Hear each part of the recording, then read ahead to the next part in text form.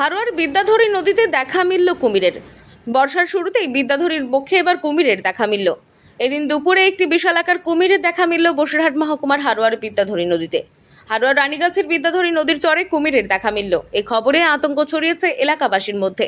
কুমিরটি দেখতে স্থানীয় জনগণের ঢলে নামে ওই স্থানে। কুমিরটি আনুমানিক 7 থেকে 8 ফুট লম্বা। অনুমান করা হচ্ছে কুমিরটি পূর্ণবয়স্ক। অ্যাকচুয়ালি এটা আমাদের জায়গাটা হচ্ছে হাড়োয়া উত্তর 24 পরগনার উত্তরা নিয়ে গ্রামের বিদ্যাধরী নদী, যেটা সুন্দরবনের খুবই সংলগ্ন কাছাকাছি।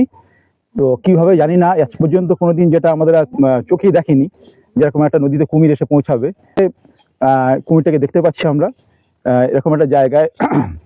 কুমিরটা অবস্থিত ছিল অনেকক্ষণ ধরে, চলে গেছে মানে এই আধ ঘন্টা, মানে আপনার প্রায় 3:30-র দিকে চলে গেছে, ডুবে গেছে, হয়তো আবার ফিরে উঠবে, নিশ্চয়ই কোনো খাবারের খোঁজে হয়তো এসছেন।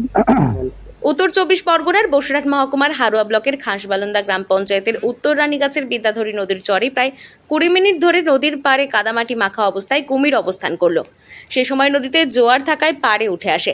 উল্লেখ্য, গত বছরের সেপ্টেম্বর মাসে সন্দেশখালীর ন্যাজাট বাউনিয়া ফেরিঘাটে বিদ্যাধরী নদীতে দেখা মিলেছিল কুমিরের। এরপরের দিন ফের কুমিরের দেখা মিলল বিদ্যাধরীতে। সম্ভবত সুন্দরবন জঙ্গল সেখান থেকে বেরিয়ে খাবারের সন্ধানে কুমির ছোট নদীতে ঢুকে পড়েছে, এমনটাই মনে করছেন অনেকেই। এখানে 4 ঘন্টা ধরে একটা কুমির ছিল, আমরা দেখে ভিডিও করেছি। পূর্ণবয়স্ক কোনায় তো লাগতেছে থেকে আমি দেখছি, আমি 10টা 10:30টার দিকে একবার দেখেছি, আর 2:45-এ দেখেছি। আচ্ছা, আমরা এখন চাচ্ছি যে জিনিসটা ধরা হোক, মানুষ একটু মানে সচেতন থাকুক। কুমিরটিকে প্রাথমিক অবস্থায় দেখতে পেয়ে এলাকার মৎস্যজীবী থেকে স্থানীয় বাসিন্দারা ভিড় জমান। তবে কিভাবে এই বিদ্যাধরী শাখা নদীতে কুমির ঢুকে পড়ল? তাহলে কি দিক নির্ণয় করতে না পারার জন্য নদীতে ঢুকে পড়ল, না খাবারের সন্ধানে? রীতিমতো কুমির দেখা নিয়ে চর্চা শুরু হয়েছে। খবর পেয়ে ঘটনাস্থলে পৌঁছে যায় বন দপ্তরের কর্মীরা। কুমিরটিকে ফের দেখা মিললেও বন দপ্তরের খবর দেওয়ার জন্য এলাকাবাসীদের জানান।